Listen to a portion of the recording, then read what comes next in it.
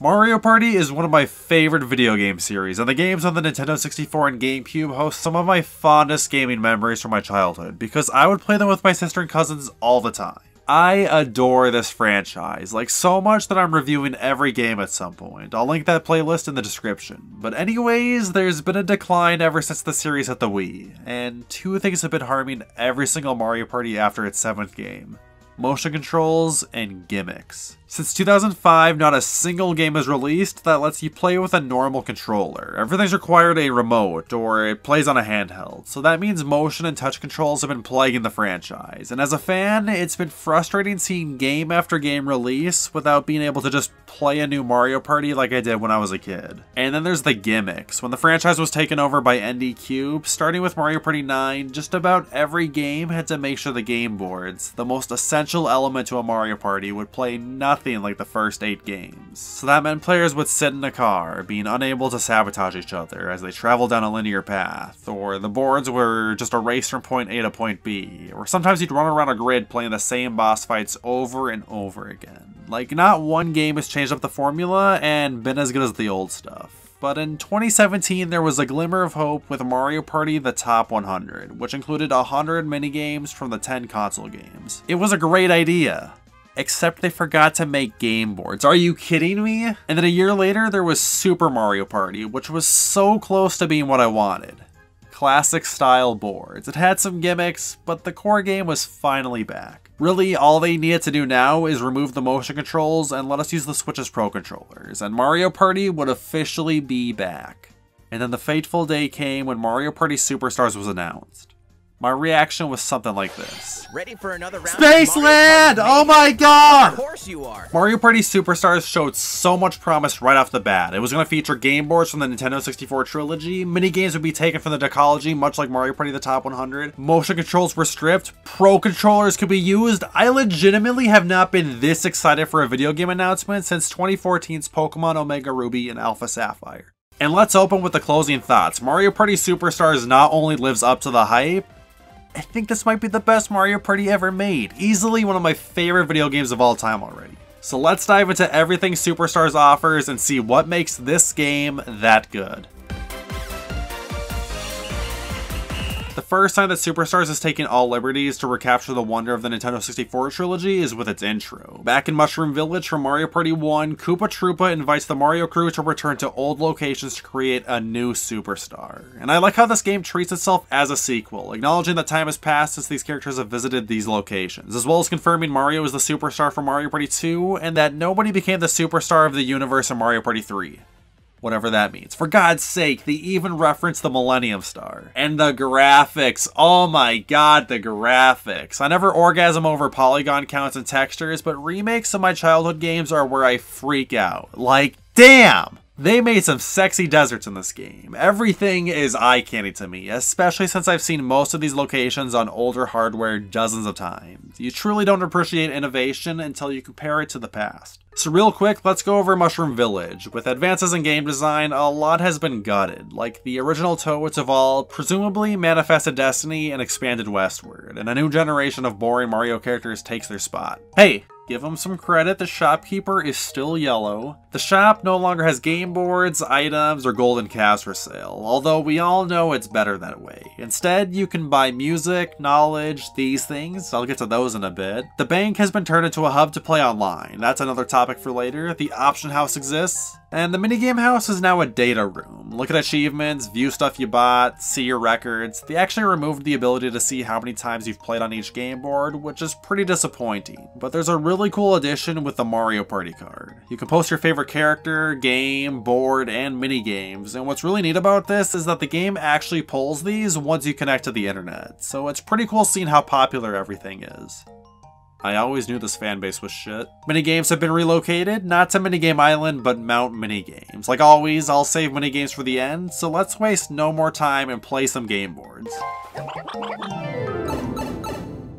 Mario Party Superstars brought back 5 of the Nintendo 64 trilogy's game boards. For Mario Party 1, there's Peach's Birthday Cake and Yoshi's Tropical Island. For Mario Party 2, we got Spaceland and Horrorland. And for Mario Party 3, there's Woody's Woods. They all received some tweaks to their designs, but first let's address the new rules, items, and spaces. This game lets players carry 3 items, which is a pretty big deal since Mario Party 1 had no items, and Mario Party 2 let players carry 1 at a time. Mario Party 3 notoriously had a large selection of items, and Superstars is like a combination of that games and Super Mario Parties. So you got stuff like the Double Dice and Triple Dice, previously known as the Mushroom and Golden Mushroom. There's actually a new Mushroom item that adds 5 to your dice roll. There's the Skeleton Key, the Warp Block, Cursed Dice Block, Chomp Call, the Golden Warp Pipe, and then there's some rare items like in Mario Party 3. The Boo Bell, Plunder Chest, and Dueling Glove have been promoted to the status, and then there's the Double Card that lets you buy 2 stars instead of 1, the Hidden Block card, which summons a hidden block, and the Super Warp Block, which lets you choose who you switch places with instead of risking a 1 in 3 chance. But there's one item I've yet to mention, and I'd argue it's the most important one in the game, the Custom Dice Block. As its name implies, you can roll whatever number you want with it. This amount of freedom was never possible in the original games, and as I discuss each board, I'll elaborate more on why the custom die is so powerful. But let's continue with the new spaces. Returning from the dark era of Mario Party is the Lucky Space, which gives players a bunch of coins, an item, or it can lower the cost of the player's next star. It's an annoyingly good space. I'm cool with it giving items and even the rare items, but handing out 15 or 20 coins is too much for me. And on most boards, about 1/5 of all spaces are lucky spaces, so it's not uncommon for these to bloat the coin economy. Item spaces also make their grand return, letting players play a short minigame to potentially choose what item they get. The space wasn't added to the Mario Party 1 boards, which I find surprising. Something else missing in Mario Party 1 that exists in the other 2 games are banks. Every time a player passes them, they must deposit 3 coins. It used to be 5, and this is a change I really like. 3 is in that sweet spot of still being harmful, but not devastating, and it also nerfs how valuable landed on the bank space is, since that person receives all the coins invested. This nerf is also necessary because the custom dice block exists, and instead of having banks, Mario Party 1 boards give away 10 coins every time a player passes start. The last things to note is that duels don't let players wager stars, which they could do starting in Mario Party 5. Huge bummer for that. Boo has been nerfed. Before, he'd steal like 22 coins, and now it lingers around 11. In the older games, you had to mash A to scare Boo off, which did nothing, but in this game, there's a meter that appears, and the quicker you can fill it up, the less you lose. Great addition. When minigames draw, everyone wins. This is nothing new, but the older games weren't always that kind. And tiebreakers are back. Super Mario Party removed them, so it's nice to see this return. But let's kick things off with the board, starting with Mario Party 1. Peach's Birthday Cake is a map I've once said mixes skill, luck, and gambling in just the right blend, and Superstars version enhances all 3 of those pillars. What stays the same is that the board loops around the layers of cake in a circular pattern, and its star stays in the same location the whole game. Just about everything else has been improved. Along the bottom layer are pairs of happening spaces where players can buy piranha plants to steal stars from the next player to land on them, but this time around, cheaper plants that steal coins can be bought too.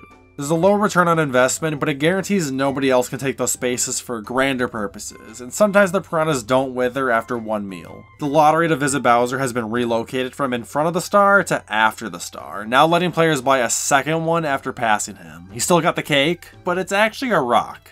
And I think it's the funniest shit ever that he just throws at the player. Bowser also charges less and sometimes gives a cursed dice block too, so it's actually favorable to go down that path. But now let's get into the part where this board goes from A tier to S tier. Donkey Kong's ass. You may spank it once.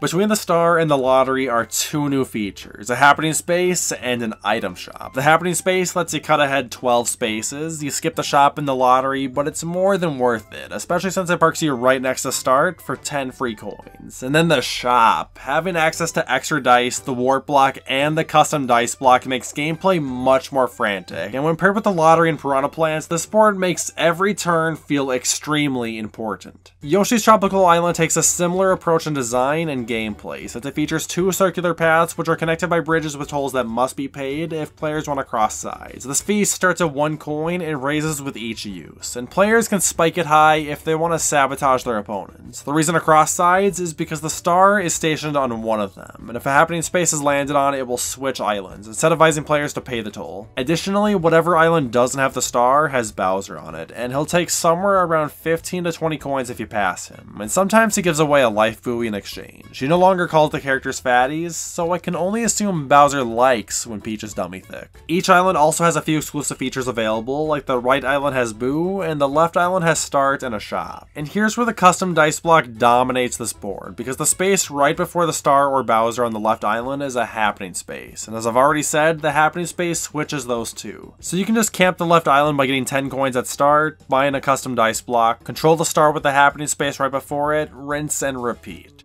I wouldn't call this game-breaking degeneracy though, since there's a 10 to 20% chance the other 3 players can land on a happening space of their own, and it's Mario Party, so dumb shit can always happen. But despite that, yeah, I'd say this board is busted. Spaceland, thankfully, isn't so easily manipulated with the custom die, since it's a board where the star relocates after it's purchased. This map is full of branching paths that gives players much more freedom in where they'll travel. Movement primarily remains clockwise, but you can avoid the left or right walls if you really wanted to. And with the abundance of junctions, the skeleton key item plays an important role, because some paths are restricted unless you have a key in your inventory. On this particular board, Chance Time and a Boo are locked behind these doors, which means you'll want to hold on to one if you're looking to make a power play. For board-specific gimmicks, there's 2. The first is the countdown in the center of the map that decreases every time a player passes it, and when it hits 0, Bowser will shoot a laser beam along the top right to bottom left straight that zaps away all coins from its targets. The 2 most common paths to the center are on this trail, so there's a lot of risk to consider when taking a shortcut. And let me just sidetrack for a moment. Yeah, I did notice that landing on a Bowser space sends players into a black hole as a reference to Black Hole Bowser. The second gimmick is along the top and bottom trails. When the happening spaces here are landed on, a speeding vehicle chases everyone in its path backwards to the nearest corners, and at these locations are snippets that can be hired to force players even further back down the trail the next time a happening space is landed on, allowing access to the only shop and Boo. I'd consider this a double-edged sword for the left path, since the benefits of the shop may not be worth a 24 space dead end. And at that point, you might as well buy a key and use Boo. Also, using Sniffet Patrol temporarily drops you off in the terminus of Bowser's laser. To compare this map to its original though, it's slightly worse for me. In Mario Party 2, the Sniffet Patrol put players in more advantageous positions for traveling, but since items are way more accessible in this game, I'd say it balances out Sniffet Patrol being demoted to a 5000 IQ risk with no benefits gimmick. I mean, how the fuck do you bring Sniffet back from the dead just to take a shit on it? Horrorland is another traditional map, and the best way I can explain this one is that it amplifies the Mario Party experience, containing 3 shops, 3 banks, 4 Boo spaces. Coins are always in flux. But where this board stands out is with its day-night gimmick. Every other turn, the board shifts between 2 formats. In daylight, there's 1 Boo available, and at some junctions there are Womps that charge 5 coins for the most recently purchased path. Yeah, that's a small change that surprisingly affects everything. Originally, Womps would switch to the last used path, whether or not they were paid. And then at night, they turn immobile, forcing players into one direction. This part is why Womps not constantly moving sucks, because some paths are inherently better than others depending on the time of day, but because they can't move at night, nobody will bother changing their location. Like, there's a branching path on the left side with the Womp guarding 2 Boo spaces that can only be used at night, and the open path has a shop. So unless the star appears on the Boo trail, there's hardly any reason to open it for everyone. And on the topic of Boos, King Boo, Chat of all Boos, can steal coins from all players for free, or steal a star from every player for 150 coins. It can be pretty difficult to set up, since happening spaces change the time of day, and they get landed on pretty frequently. But if you're looking to control the sun manually, there's a Kamek at the top who, like God, can let there be night! And toward the right center, players can get freaky on the dance floor with some ghosts until sunrise.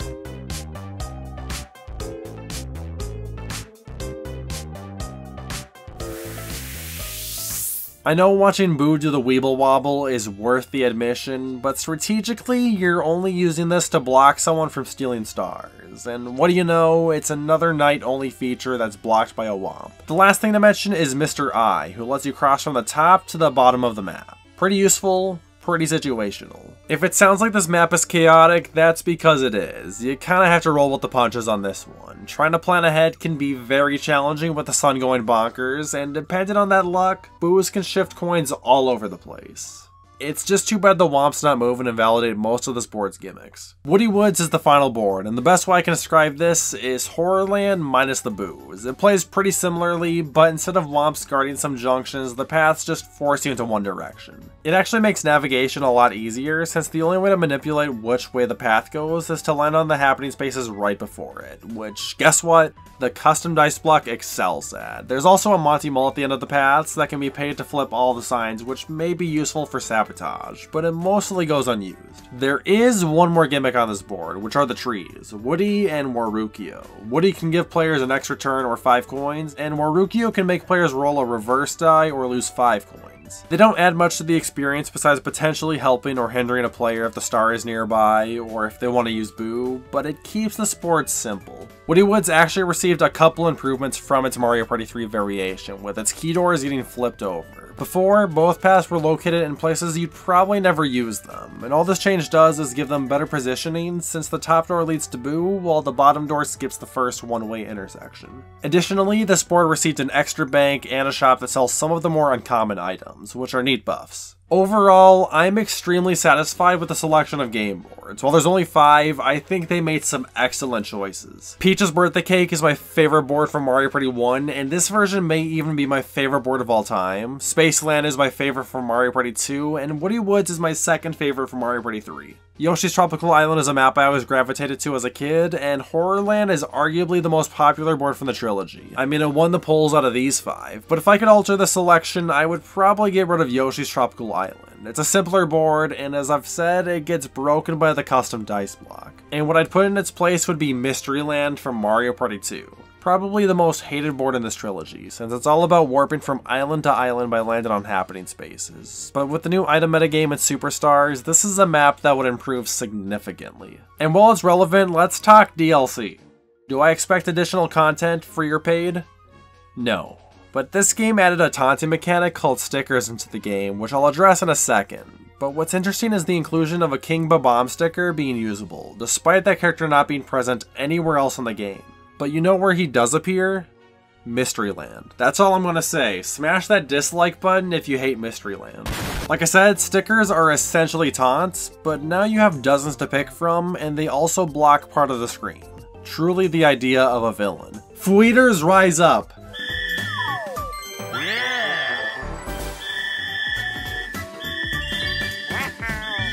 They're pretty harmless, but as a left-handed person, I sometimes toggle the joystick when I'm mashing A to stop Boo, and the stickers mess me up. But the real star of the show is that the boards can be played online. This is huge because all the people I normally play Mario Party with don't live near me anymore, so being able to play some of the classic boards and minigames from our childhood again is unbelievably important to me. And even if you're a loner loser like I am on the regular, you can play games with randos too. Almost as good, except y'all love quitting 10 minutes in and getting replaced with low difficulty comms. The connection stability is mostly good. I've run into people that cause the frame rate to die or add input delay, but typically everything runs smooth. The bigger problem is when you get dickheads that stall every timer that appears but are actively participating during the minigames. You can also play some minigame modes online, but let's save those for after I mention the minigame collection, which features 105 minigames.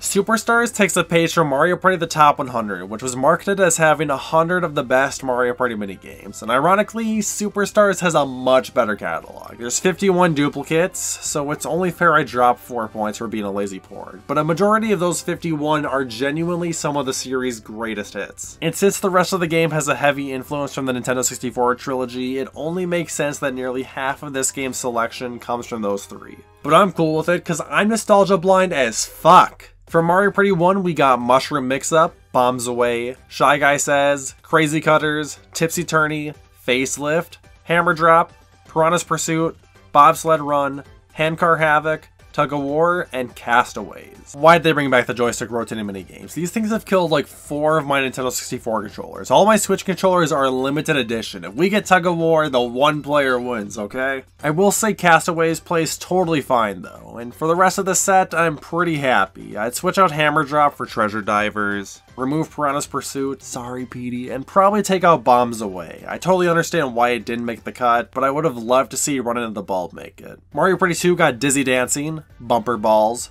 Hot Rope Jump, Shell Shocked, which has been renamed to Thread Carefully, Bumper Balloon Cars, Sneak and Snore, Mecha Marathon, Slot Car Derby, Bowser's Big Blast, Roll Call, Honeycomb Havoc, Archer Rival, Quicksand Cash, Look Away, Dungeon Dash, Speed Hockey, Balloon Burst, Cake Factory, Sky Pilots, Roll Out the Barrels, and Hammer Slammer. We got a lot of classics here, but my favorites, Platform Peril and Toad in the Box, didn't make the cut, which is really disappointing. Grab Bag would have been a fun inclusion too, and for trades or removals, I'd replace Archer Rival for Shock Drop and Roll or Bob on Barrage. Balloon Burst shouldn't be here, especially since another team minigame has the same concept, and Sneak and Snore plays worse in this game, so I'd take it out. Mario Party 3 has the biggest contribution to Superstars. We got Snowball Summit, Ice Rink Risk, Bounce and Trounce, Storm Chasers, Toadstool Titan, which is now Mush Pit, Cheap Cheap Chase, Chip Shot Challenge, Mario's Puzzle Party, Rockin' Raceway, Messy Memory, Parasol Plummet, Title Toss, Boulder Ball, Coconut Conk, River Raiders, Spotlight Swim, Hide and Sneak, Eats a Pizza, Etch and Catch, Puddle Paddle, Picking Panic, Vine with Me, Motor Rooter, Tick Tock Hop, Winner's Wheel, Swimming with the Sharks, and Bobbing Balloons. I've already gone on record saying how good I think Mario Party 3's minigames are, and we wound up with nearly all my favorites in the free-for-all games, minus Picture and Perfect, which is so similar to Toad in the Box that I'd rather have the latter. My top 3 duels are here too, but what bugs me though are the 1 vs 3 games. It's like they chose all the duds. Actually, most of the 1v3 games in this collection are ankle-breaking simulator, so it stings more that Ridiculous Relay and Thwomple got neglected. If I could cut anything else, Ice Rink Risk is identical to a Bowser minigame that'll appear later, and some others I would have liked to see are Locked Out and Baby Bowser Broadside. Mario Party 4 got Trace Race, Book Squirm, Paths of Peril, Goal! Money Belts, Dungeon Duos, Reverse-A-Bomb, and Beach Volley Folly. Don't at me, but Superstars got all the minigames worth playing, minus Careening Koopas, which was in top 100, so that sucks. I'd be sad about 3-Throw not making it, but Castaways is the same concept but better, and Paths of Peril can go. It's literally Trace Race, but easier. Mario Party 5 got Dinger Derby, Leaf Fleet, Pushy Penguins, Later Skater, Coney Island, Bill Blasters, Nightlight Fright, Squared Away, Two Better to Lose It, and Ice Hockey. This is another great set that includes a lot of my favorites, and this time I wouldn't remove any of the choices. But if I could make some additions, Triple Jump, Flower Shower, and Panic Pinball are must-haves, and I'd be cool with seeing Coin Cash and Sky Survivors to fill in the coin and duel categories. Mario Party 6 is where the minigames start to drop the ball. There's some good choices, but a lot of questionable ones, especially for the pool to pick from. There's What Goes Up,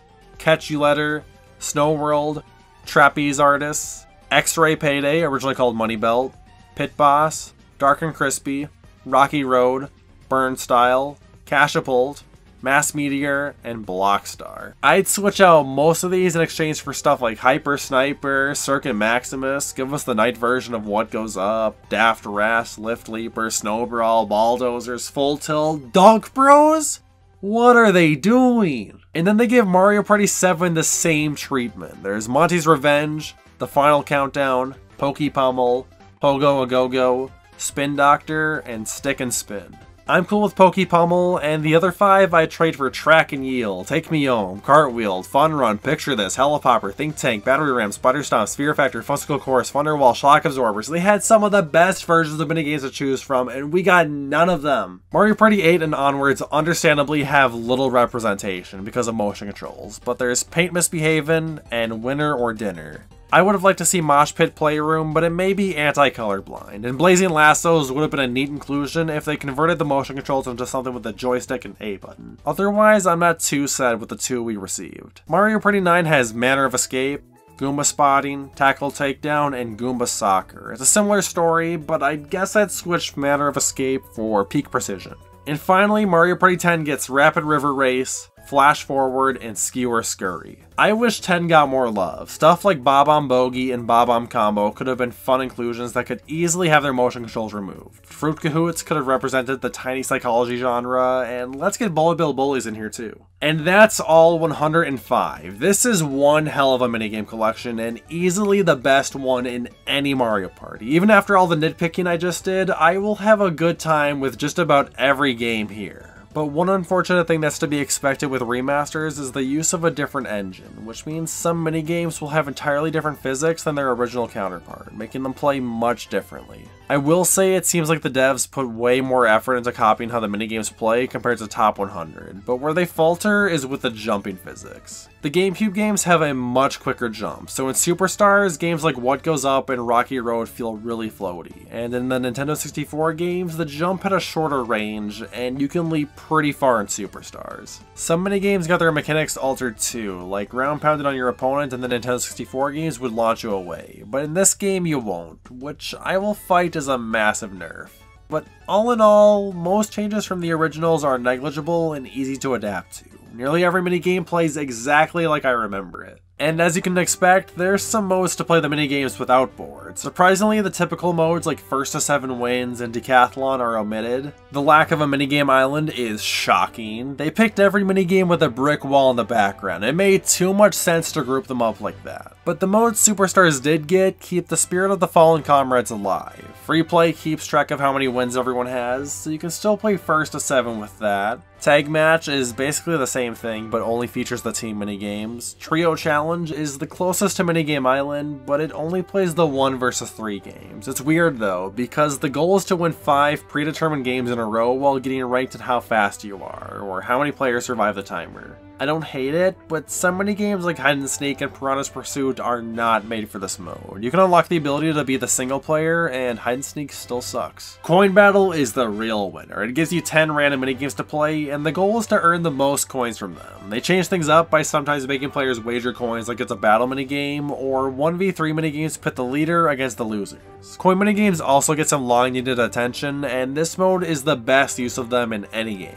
Sports and Puzzles contain some of the bonus minigames from the series, offering single-player and two-player versions of the puzzle games, and a bite-sized volleyball, hockey, and soccer game. These can also be played online if you want to teach kids some calculus and beach volley folly. Daily Challenge has sets of 3 minigames that players can compete against others online every day. It gets completely overshadowed by Survival, which lets you play most free-for-all and duel games with randos, but the goal is to keep a win streak. This mode is also fun, but everyone votes to play the same minigames every time. Like, I love Hot Rope Jump. I gave myself carpal tunnel making a high score for the leaderboards, but playing it over and over again with lag and input delay creeping in is not fun. And since I mentioned it, the high score minigames have leaderboards. There's an achievement to be in the top 1000, so tick tock, tick tock. Overall, I love this game. It's what I've wanted for a long time, and I'm sure this will keep me busy for hundreds of hours. But let's close this review with a list of stuff I would change, remove, or add. I've already provided a ton of minigames I trade, and you can figure out how I'd fix some of the game boards from my commentary, but I'd like to see Bowser minigames getting buffed. Losing 10 coins is hardly a threat. Bump it up to 20 or even half of our coins. Lucky Spaces should nerf coin rewards like I've mentioned. Battle minigames should increase how many coins are wagered to a minimum of 10. Duel minigames should let you wager stars, they're almost useless without it. Remove the joystick rotating minigames. I said Castaways plays totally fine, but these minigames literally lost Nintendo all sorts of money in lawsuits. I can't believe they had the balls to revive them. Add more duel minigames. They barely show up, but 5 is too low.